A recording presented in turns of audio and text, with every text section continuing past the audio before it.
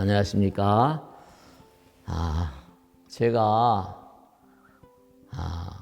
머리 깎고 살면서 하도 많이 그렇게 수용하게 되는, 받게 되는 질문 가운데 하나가 이른바 말하면 이 아기 지우는 문제, 태아령들의 문제입니다. 그래서 참 안타까워서 오늘은 말씀이죠. 어떤 한 사례를 바탕으로 해서 총체적인 좀 말씀을 드리려고 합니다. 그분의 프라이버시가 계시니까 지역은 말씀드리지 않고 본명이나 이름도 말씀드리지 않고 그냥 사연만 읽어드리겠습니다. 제가 아주 오랜 동안 아랫배가 몹시 아파서 아주 오랜 세월 동안을 고생하고 있습니다. 병원이란 병원, 종합병원, 개인병원, 한방병원, 한의원 안 가본 곳이 없고 오래 계속했지만 조금도 낫지 않고 새벽 3시만 되면 어김없이 배가 아픕니다. 진통제로 하루하루 견디며 살아가지만 정말 죽을 맛입니다. 그러던 중에 지광스님의 법문을 불교방송국에서 듣고 문득 깨달은 바가 있어 스님의 고견을 듣고 싶어 편지를 보냅니다. 젊었을 때 남편의 성화에 못 이겨 같이 자고 나면 아이가 생겨 수술을 자그마치 8번이나 하였습니다. 한 세상 동안 이 살생중죄인이 용서받을 길이 있겠습니까? 참여하는 방법을 좀 알려주십시오. 스님의 고견을 듣고 싶습니다. 염쳤고 죄송합니다. 아주 우리가 꼭 생각해야 될 것은 우리가 이 세상을 떠난다고 해서 끝나는 게 아니죠. 그러다 보니까 만약에 너무너무 사랑하는 나머지 그 어머니 아버지 뱃속으로 들어왔는데 그걸 제거해버렸다.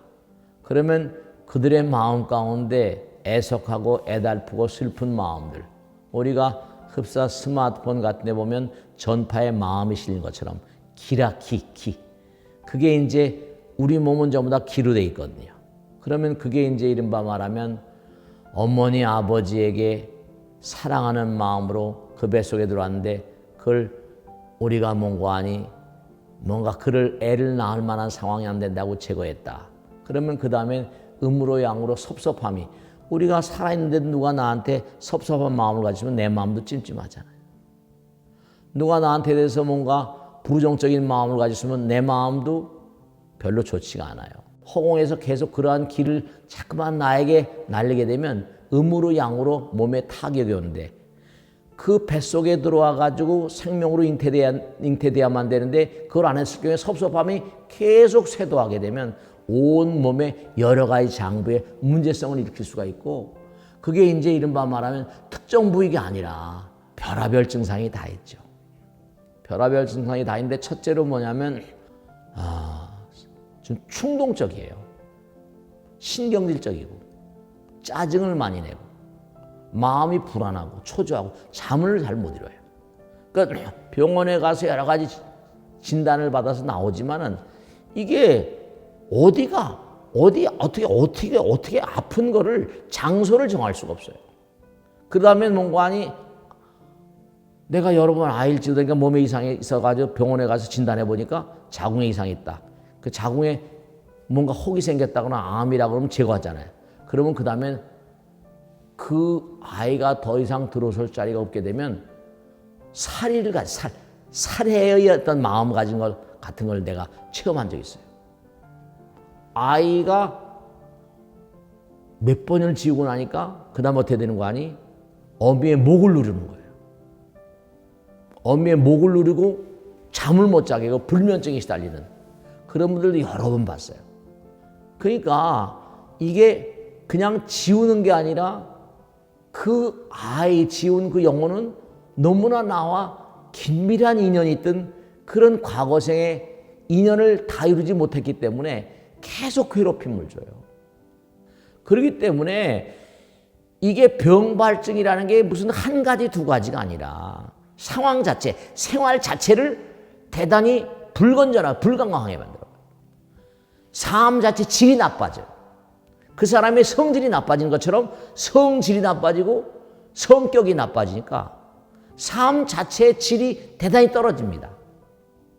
그러니까 오죽하면 병원에 가서 베라벨 병원 다 다니다 안 다니다 어느 날 법문을 딱 듣다 보니까 저게 스님이 내게 하는 거 아니야? 이러다가 찾아오는 사람이 수도 없이 많으니까. 근본적인 것을 치유하려면 어떨까? 잘못했다고 빌어야죠. 보이지 않는 대상에 내가 잘못했다고 몰라서 무지해서 그랬다.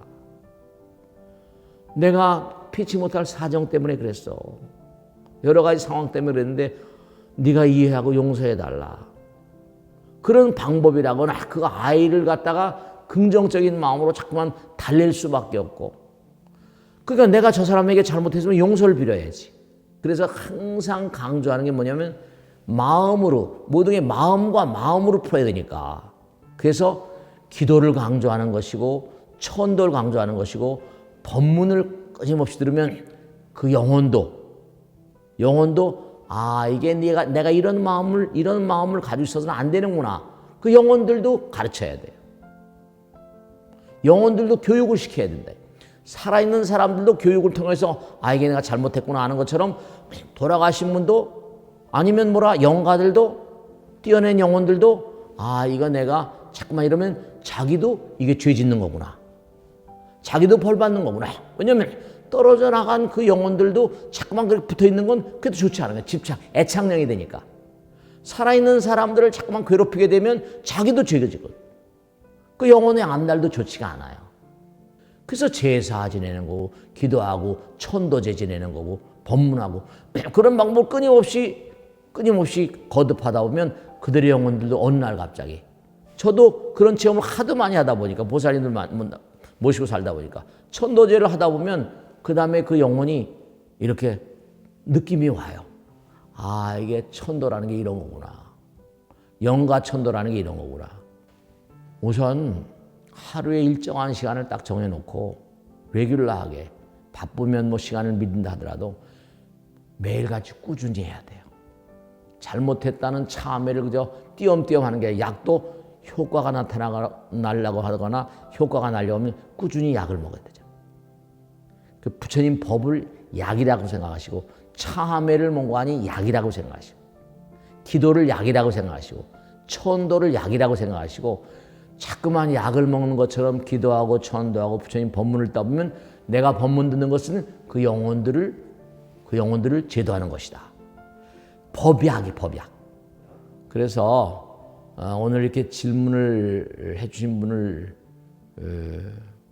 고맙게 생각을 하고 용감하게 이렇게 용감하게 편지를 보냈으니까, 이를 계기로 해서 이 방송을 보신 분들은 한번 자기 자신의 삶을 다시 한번 돌아보시고 불보살님께 진정한 마음으로 기도드리고 참여합니다.